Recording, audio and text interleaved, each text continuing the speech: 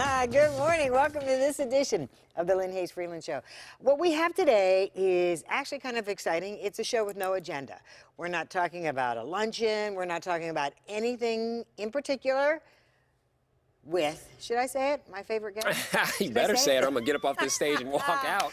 Blaine Jones is here. Welcome back. It's been a minute since It has. Yeah. Thank you so much for having me. I'm excited to talk to you and to all of your viewers. Yeah, so as I said, no agenda. I have nothing on the plate. I just want to talk to you. And there's so many things. In the last week, we saw, interestingly enough, there was a gun buyback out in Homewood on Martin Luther King Day. It started a lot of controversy. As someone who often represents clients that have illegal guns, what's your thought about gun buybacks, specifically in the black community? And understand, you have no idea the questions I'm going to ask. No, I don't. Yeah. This is like an exam, and I didn't see the questions. So, you know, Lynn, I am I'm very proud of our community. I think that we have to be honest about our actions in our community.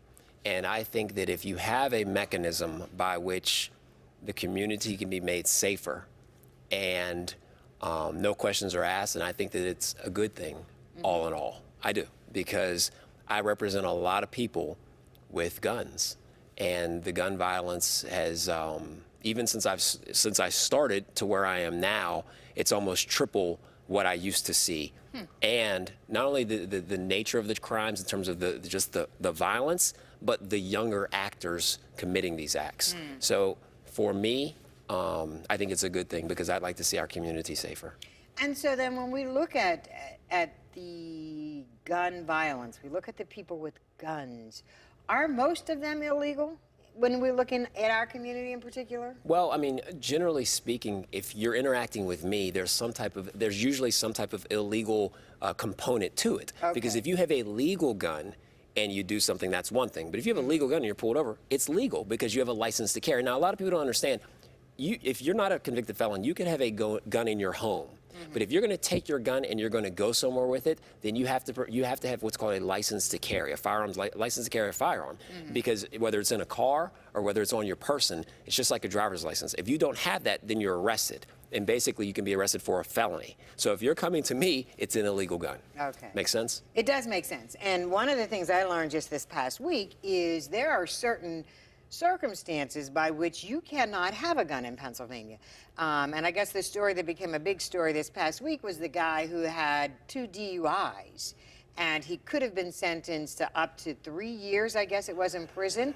And because of that, in Pennsylvania, you can't legally have a gun. If you go to the Allegheny County, and I'm saying that because that's where I primarily practice, if you go to their website, the Allegheny County Sheriff's website, they'll have the enumerated offenses which precludes a person from owning a gun. So for instance, some possession charges. I had a woman call me the other day. Her son had a juvenile possession charge, and he was being denied a gun. So this is maybe 5 years ago. Okay. So it's one of the enumerated offenses, I believe. If you have a simple assault, if you have certain offenses. So for instance, if I have a client and they want to have their license to carry and they're charged with misdemeanors, I will look at the license to the sheriff's, the enumerated offenses which precludes a person, and I'll try to get the charges to something other than something that would prevent my client from having a gun.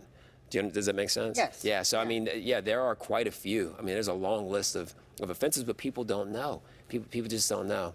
I was going to say, and it is that gray area of people don't know. Yeah, and you know what's even more confusing, Lynn? If you have a license to carry here, that doesn't mean that your license is valid in Ohio. There's not reciprocity between some of the states. So for instance, if you have a driver's license, and you have a driver's license in Pennsylvania, you can drive on the roadways in Ohio and pretty much anywhere else in the country. Right. But if you have a license to carry a firearm in Pennsylvania, that doesn't necessarily give you the right to carry a firearm in Ohio or other places. It's very confusing. So, so if I have a license to carry, not that I do, but if I did, and I was going to go to Ohio or I was going to go to Michigan, Right. I would need to leave my gun At the state line.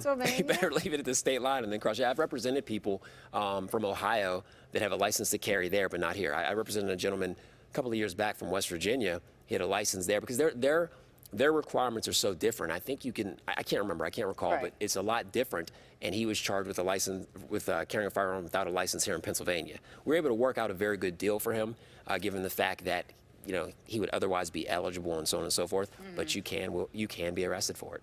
But then that falls into that area where they say ignorance of the law is not an excuse. You know, they say that on the first day of law school. I remember sitting in my law school, my first day of law school, and after they got done scaring the hell out of us, saying, look to your left, look to your right, they'll be gone, blah, blah, blah, they said ignorance of the law is not an excuse. And it's just so silly to me, because if you're, like, for instance, I go out west a lot, because my wife is from there, and they have the hands-free. You can't talk on your cell phone. Okay. Now, I didn't know that, but my sister-in-law, she was telling me. So I don't know that law. If I'm pulled over, I can't say, hey, I'm just new here. I didn't know. I'm from out of state. Doesn't matter.